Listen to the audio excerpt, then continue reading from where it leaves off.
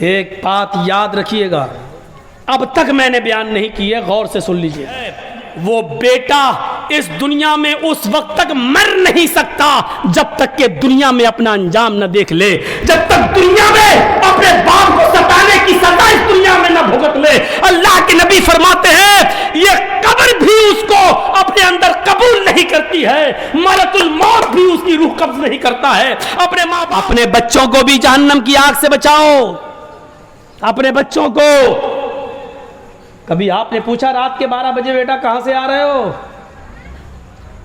مولانا نہیں پوچھ سکتا ہوں، کیوں؟ زمانہ بہت خراب ہو چکا ہے۔ کیا ہو گیا؟ مولانا اگر آج اپنی اولاد سے یہ پوچھ لوں تو اولاد خود ڈانٹتی ہے، اگر تھوڑا سا ڈانٹ دیا تو وہ گھر سے نکل جاتی ہے۔ ایک بات یاد رکھیے گا، اب تک میں نے بیان نہیں کی ہے، غور سے سن لیجئے گا۔ جس بیٹے نے، جس اولاد نے، اور بہت غور سے سن لینا، اور یہ سن لینا کہ پوری تقریر میں نے ایک نئی بات آپ کو بتائی ہے، یہ حدیث ہے اللہ کے رسول کی، یاد سے سن لیجئے۔ جس بیٹے نے، جس بیٹی نے دنیا میں اپنے باپ کو ستایا، اپنے ماں باپ کو رلایا، نوٹ کر لینا ایک بات کو، لکھ لینا ڈائری پر یا اپنے دماغ کے کھوپڑی کے اندر ہڈی پر چسپا کر لینا، اللہ کی قسم کھا کے کہتا ہوں، جس بیٹے نے یا بیٹی نے دنیا میں اپنے باپ کو ستایا، رلایا، اور اسی طریقے سے نہ معافی مانگی، نہ ان کے پاس گیا، نہ ان سے معافی تلافی کی ہے، وہ بیٹا اس دنیا میں اس وقت تک مر نہیں سکتا جب تک کہ دنیا میں اپنا انجام نہ دیکھ لے، جب تک دنیا میں اپنے باپ کو ستانے کی سزا اس دنیا میں نہ بھگت لے۔ اللہ کے نبی فرماتے ہیں یہ قبر بھی اس کو اپنے اندر قبول نہیں کرتی ہے، ملک الموت بھی اس کی روح قبض نہیں کرتا ہے۔ اپنے ماں باپ کو رلانے اور ستانے والا اس دنیا میں مرنے سے پہلے اپنے انجام کو ضرور دیکھ لے گا، اس کو کوئی نہ کوئی مصیبت ضرور پہنچے گی، بغیر مصیبت پائے ہوئے اور بغیر اپنے انجام کو بھگتے ہوئے وہ موت بھی اس کو نہیں آ سکتی ہے۔ یہ بات یاد رکھیے گا، غور سے سن لیجئے گا۔ اگر کسی نے دنیا میں اپنے ماں باپ کو رلایا ہے، ستایا ہے، تو جا کر آج فجر تک کا انتظار مت کیجئے گا، پتہ نہیں زندگی ملے نہ ملے، اس لیے آج ہی جا کر اپنے روٹھے ہوئے ماں باپ کو، یہ مت کہیے گا مولانا اگر غلطی اس کی ہو تو۔ حدیث کے الفاظ ہیں وَلَا تَعُقَّنَّ وَالِدَيْكَ وَإِنْ أَمَرَاكَ أَنْ تَخْرُجَ مِنْ أَهْلِكَ وَمَالِكَ۔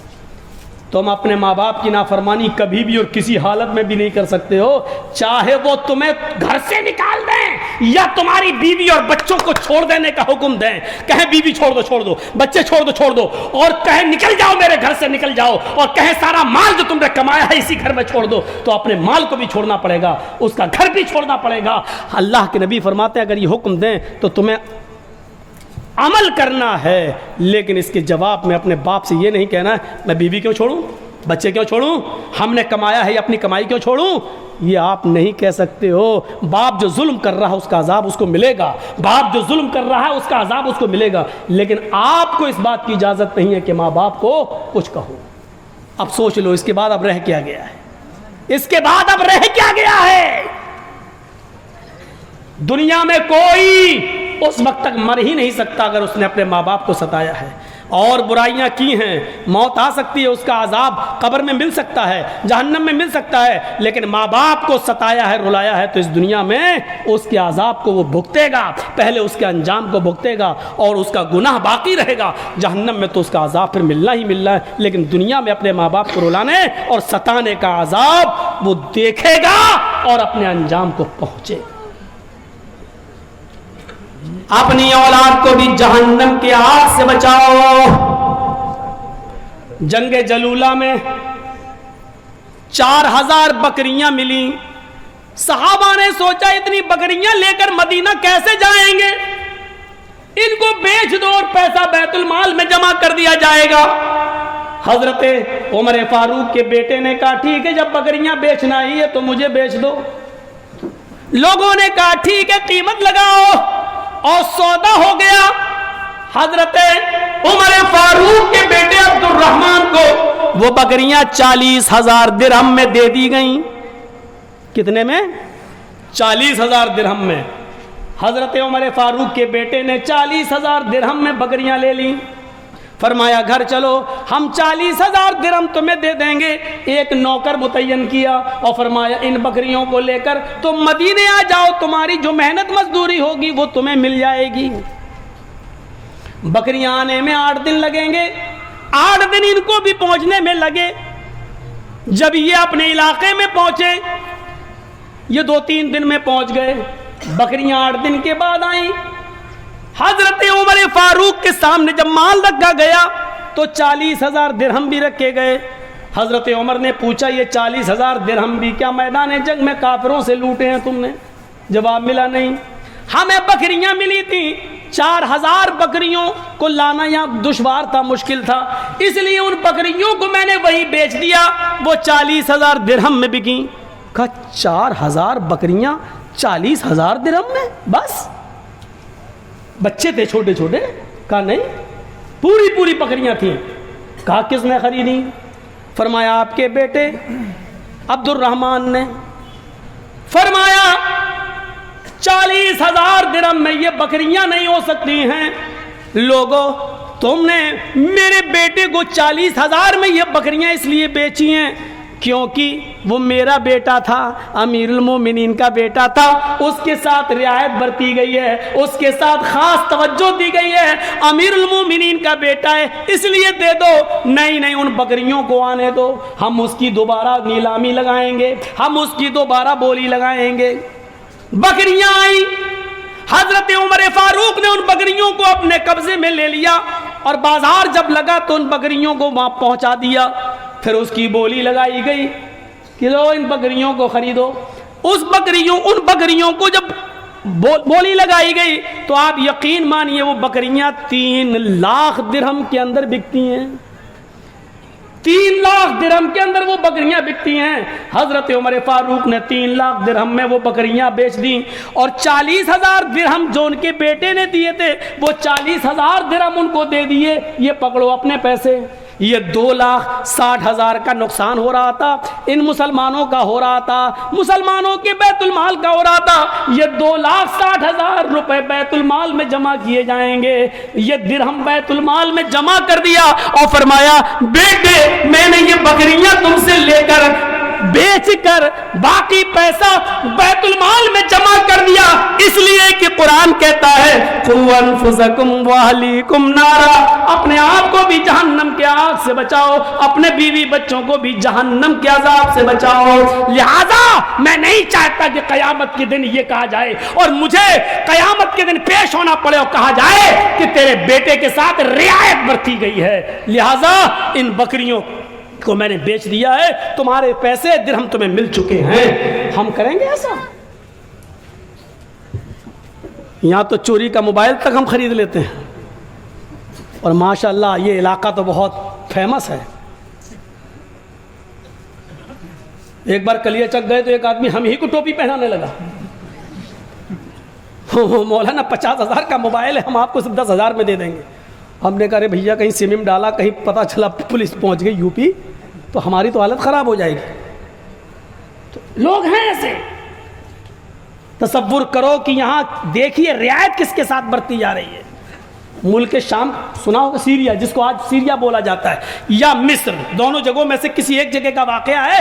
حضرت عمر فاروق کے بیٹے نے دھوکے سے نبیذ پی لی. نبیذ جانتے ہو, کھجور کا پانی تھا لیکن اس میں نشہ آ چکا تھا. ان کو پتہ نہیں تھا, وہ سمجھے کھجور کا پانی اور پی لیا, جبکہ دھوکہ معاف, لیکن پی لیا. اچھا لگا تو اور پی لیا تو نشہ آ گیا. نشہ آیا تو پتہ چلا کہ عمر فاروق کے بیٹے نے نبیذ پی لی, نشے والی کھجور, سڑی ہوئی کھجور کا جو عرق تھا وہ پی لیا اور اس سے نشہ آ گیا.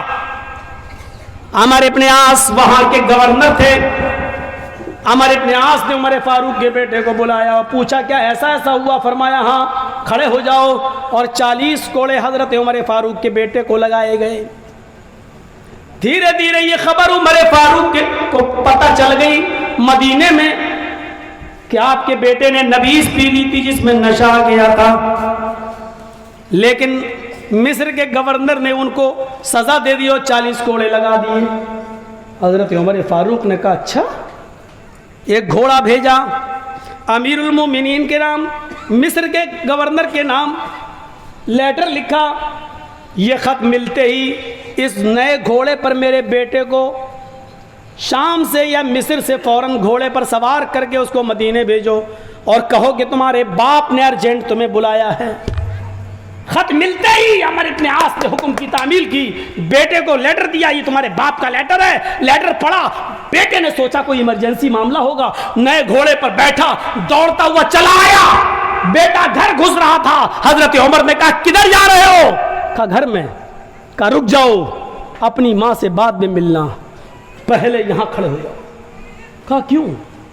سنا ہے کہ تم نے مصر میں نشہ کر لیا تھا۔ جواب دیا ہاں کر تو لیا تھا، نشہ تو آیا تھا، لیکن اس کی سزا تو مجھے مل چکی ہے ملک شام میں یا مصر میں، 40 کوڑے میں کھا چکا ہوں۔